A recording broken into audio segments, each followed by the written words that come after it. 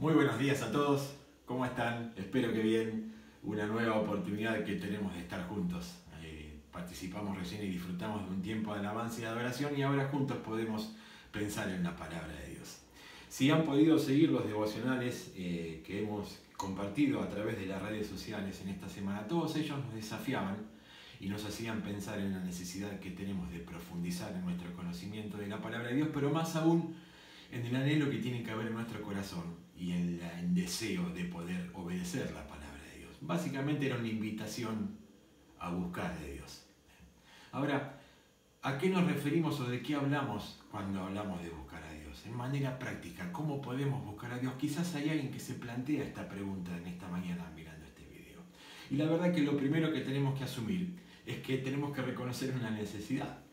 Está asumido socialmente que el ser humano nace con una necesidad espiritual que es mucho más profunda que cualquier otra necesidad, ya sea física o material o afectiva que pueda tener. Hay una necesidad profunda espiritual que nace del corazón del ser humano y que necesita respuestas espirituales. Y en la búsqueda de esas respuestas espirituales podemos llegar a pensar que podemos encontrar las respuestas tratando de ser buenas personas. Podemos encontrar la respuesta tratando de hacer buenas obras. Podemos llegar a pensar que las respuestas están en seguir tal o cual filosofía o hasta en vivir una vida religiosa. Cuando en realidad es mucho más simple, es reconocer que necesitamos de Dios, es mirarnos a nosotros mismos y asumir que no somos tan buenos como creemos ser. Y entonces vamos a buscar a aquel que nos creó. Al creador, al dador de la vida, al creador y al sustentador de todas las cosas, a aquel que con solo el poder de su palabra creó y ordenó todo lo que vemos en nuestra creación, y al que lo creó a usted y me creó a mí y nos puso por encima de su creación para poder disfrutar de ella, pero más que eso, para poder disfrutar de su amor, de su compañía y de su misericordia. El ser humano se encargó de darle la espalda a Dios, rechazar eso que Dios había diseñado. Aún así, Dios en su infinita misericordia envió a su Hijo Jesús a esta tierra por amor a nosotros. El evangelista Lucas, un médico que vivió en los tiempos de Jesús, en el capítulo 19, el versículo 10, relata unas palabras que Jesús dijo, y Jesús dice: yo he venido a buscar y a salvar lo que se había perdido. Nosotros le dimos la espalda a Dios, y Dios envió a Jesús a buscarnos y a salvarnos cuando estábamos perdidos.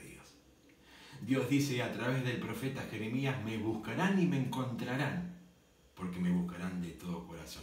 Si hay realmente la intención y el deseo y la decisión en el ser humano de buscar respuestas, de buscar a Dios, aquel que lo creó, aquel que lo formó, aquel que le da vida, en Dios están las respuestas.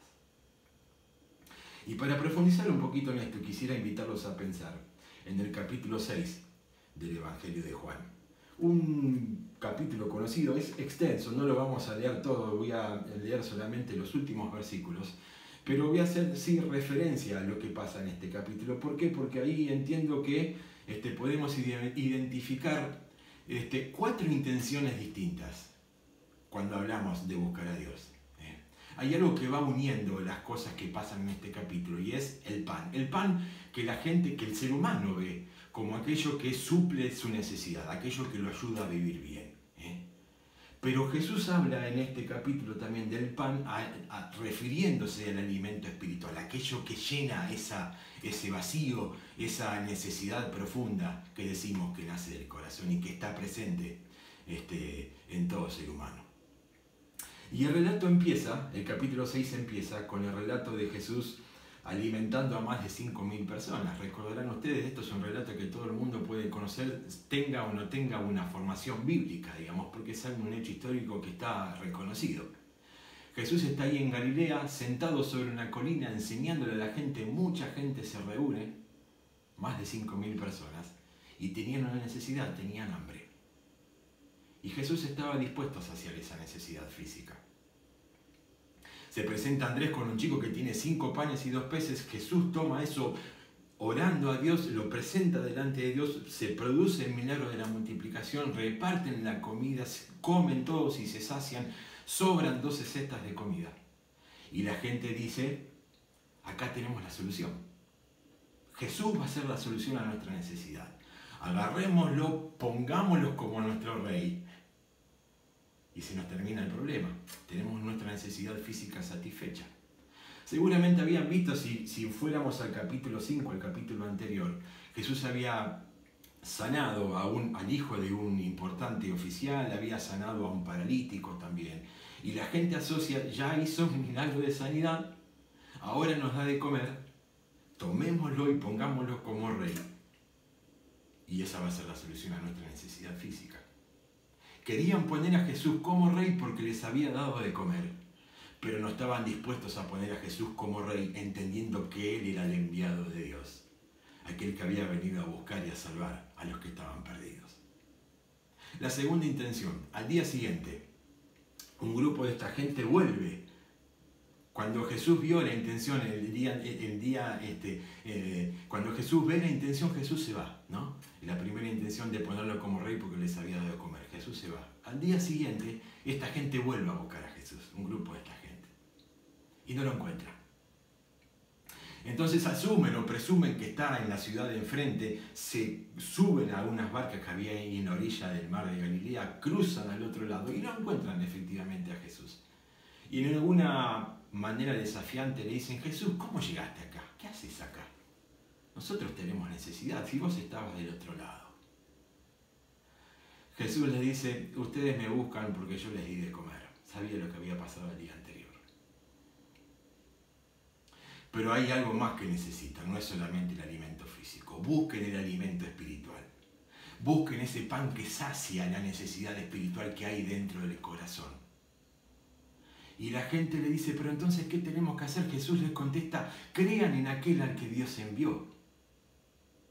Y la gente tiene una reacción cuando Jesús le dice eso, muy parecida quizás a lo que hoy nosotros podemos llegar a pensar. La gente le dice: ¿y qué vas a hacer para que creamos? A ver, ¿qué vas a hacer para que creamos? Y ahí trae a la memoria lo que había pasado. Dice: nuestros antepasados, cuando transitaban por el desierto, recibieron ese pan que bajaba del cielo, ese alimento, ese maná que les daba de comer, y los ayudó a transitar ese tiempo por el desierto. Y Jesús les dice: ese alimento era un alimento físico. Es verdad que bajó del cielo, pero lo único que hacía era saciar el hambre del estómago. Hay otro alimento que también descendió del cielo, y ese es el que transforma la vida de las personas. Y ese es el que da un nuevo sentido a la vida, es el que da respuesta a las necesidades de la persona. Ese pan espiritual también bajó del cielo. Jesús estaba haciendo referencia a sí mismo. Y la gente no lo podía entender. Lo único que quería hacer era aprovecharse del poder de Jesús para hacer milagros. Ya no para satisfacer una necesidad puntual como el día anterior, sino ahora diciéndole: vos querés que te sigamos, ¿y qué vas a hacer para que te sigamos? ¿Qué nos vas a dar para que te sigamos? ¿Nos vas a dar todo lo que queremos? Nosotros te vamos a seguir, pero ¿qué nos vas a dar? Muy parecido al planteo que puede haber hoy. Ya no era solamente cubrir una necesidad, sino tener a Jesús como una especie de esclavo al que yo le demando cosas y Él me las da. Y entonces, si Él me las da, yo voy a acumular y voy a tener abundancia, y ahí lo voy a seguir. Pero yo también veo una tercera intención. Gente que quizás, entendiendo que la respuesta a su necesidad espiritual no estaba en tener satisfechas sus necesidades físicas, entendiendo también que la respuesta espiritual no estaba en acumular cosas materiales, sino que había algo más profundo, tenía que haber algo más profundo. Pero no estaba dispuesta a entender lo que Jesús estaba diciendo. Jesús llega a decirles en el versículo 47, de cierto les digo, el que cree en mí tiene vida eterna. El que cree en mí. Se trataba de fe. No se trataba de cubrir necesidades físicas, no se trataba de buscar algo más profundo. Había que poner la fe en Jesús. No alcanzaba solamente con tener buena intención, había que decidirse a creer. Y acercarse a Dios de la manera correcta. Y buscar las respuestas espirituales de la manera correcta, acudiendo solamente a Dios, a aquel que puede dar respuesta a las necesidades. Y la gente no estaba preparada, no estaba dispuesta. Y cuando Jesús ve esto, hace su mensaje un poco más profundo. Y vamos a algunos versículos más adelante, avanzamos en el capítulo, y Jesús llega a decirles a la gente: yo soy el pan de vida, el que come de este pan realmente no morirá. Y después le dice: el que come mi carne y bebe mi sangre tiene vida eterna. Ahora, Jesús no estaba proponiendo ninguna clase de canibalismo, algo que totalmente repugnable. De la misma manera en la que en el capítulo 3 Jesús, hablando con Nicodemo, le decía: Nicodemo, tenés que nacer de nuevo. No le estaba diciendo a Nicodemo que tenía que volver a entrar en la panza de la madre. Le estaba diciendo: Nicodemo, tenés que nacer espiritualmente, tenés que volver a comenzar, tenés que darte cuenta que necesitas recomenzar poniendo a Dios en primer lugar.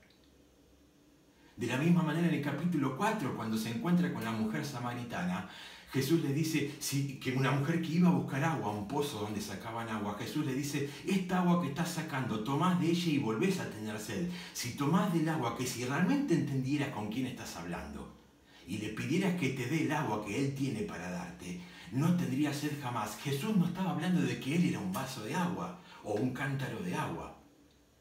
En el capítulo 10, cuando Jesús está diciendo: yo soy la puerta del redil, Jesús no estaba diciendo que era una puerta. La gente entendía, había mucha gente que se dedicaba a pastorear ovejas y entendía lo que significaba la puerta del redil. La puerta se abría, las ovejas entraban, la puerta se cerraba y las ovejas quedaban seguras, tranquilas y protegidas. En el capítulo 15 Jesús dice: yo soy la vid. No está diciendo que eres una planta. Mucha gente se dedicaba a la agricultura y entendía lo que la vid significaba, y que si el racimo no permanecía unido a la vid y se salía de la vid, perdía la vida. Jesús, hablando de su cuerpo, de su carne, de su sangre, lo que estaba haciendo referencia era a que Él iba a entregarse e iba a pagar el precio que nos correspondía pagar a nosotros. Su cuerpo iba a ser partido, su sangre iba a ser desgarrada, su carne iba a ser desgarrada, su sangre iba a ser derramada para abrirnos otra vez el acceso a la presencia de Dios. Y la gente no lo pudo entender, no lo supo entender, no lo quiso entender. No solamente no pudo o no quiso hacerlo, sino que dice Juan que la gente empezó a irse, a retirarse. Y acá aparece la cuarta intención. Jesús dice Juan que Jesús se da vuelta, mira a sus discípulos y en vez de alguna manera bajar un poco el tono de lo que estaba diciendo, les dice a sus discípulos, los mira y les dice: ¿y ustedes qué piensan? ¿Acaso quieren irse ustedes también? Como diciéndoles: miren que vivir una vida religiosa tampoco sirve de nada. Como diciéndoles: miren que si realmente no están decididos a creer en mí, a poner su fe en mí, a buscar en mí las respuestas a sus necesidades espirituales, no hay posibilidad de nada. Y frente a este planteo es Pedro, uno de los apóstoles, que toma la posta y en el versículo 68 le dice: Señor, arranca así Pedro diciéndole Señor. Ya en eso hay una declaración. Uno le dice Señor a alguien al que ve superior, a alguien al que tiene autoridad sobre uno. Pedro dice: Señor, ¿a quién iremos? Tú tienes palabras de vida eterna. Señor, ¿a dónde vamos a ir? Señor, nosotros sabemos quién sos. Señor, nosotros te conocemos. Señor, nosotros sabemos que si renunciamos a conocerte, si empezamos a buscar respuestas por otro lado que no sea a través tuyo, lo que vamos a hacer es condenarnos. Y no queremos eso. Nosotros queremos estar a tus pies y queremos encontrar en vos las respuestas a nuestra necesidad espiritual. Y en el versículo siguiente, en el 69, dice: y nosotros hemos creído y conocemos que tú eres el Cristo, el Hijo de Dios. Creer y conocer, un orden que no es casual. Muchas veces el ser humano intenta conocer a Dios o tratar de entender a Dios, que encuadre en su estructura de pensamiento, para después ver si decide creer. Y lo que la Biblia nos propone es poner nuestra fe en Dios. Es creer en que Él es suficiente para cubrir y para satisfacer nuestra necesidad espiritual. Que Él es la respuesta a la necesidad espiritual que el ser humano tiene. Que es mucho más sencillo, que no hay que buscar nada superficial ni nada profundo, que no hay que buscar una experiencia sobrenatural, que lo que hay que buscar y lo que hay que estar decidido es a poner a Dios en primer lugar en cada una de nuestras vidas. ¿Cuál es nuestra situación? ¿Cuál es su situación? ¿Dónde buscamos la respuesta a nuestra necesidad espiritual?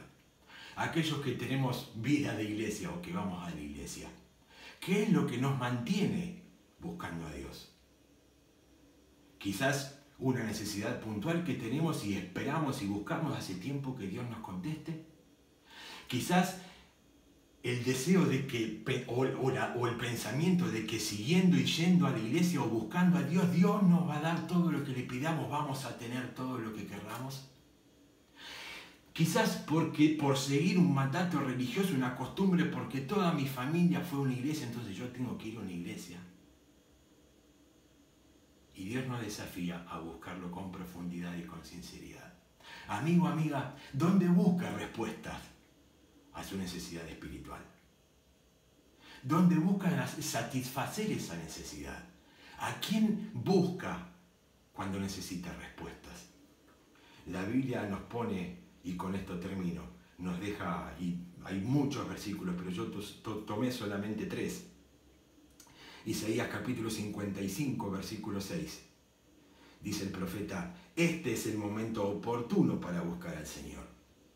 Ahora que está cerca es cuando deben llamarlo. Este es el momento para buscar a Dios. Ahora que está cerca, ahora que ya hizo todo, que lo único que nos falta de parte nuestra es la decisión de poner nuestra fe en Él. Este es el tiempo oportuno para buscar a Dios.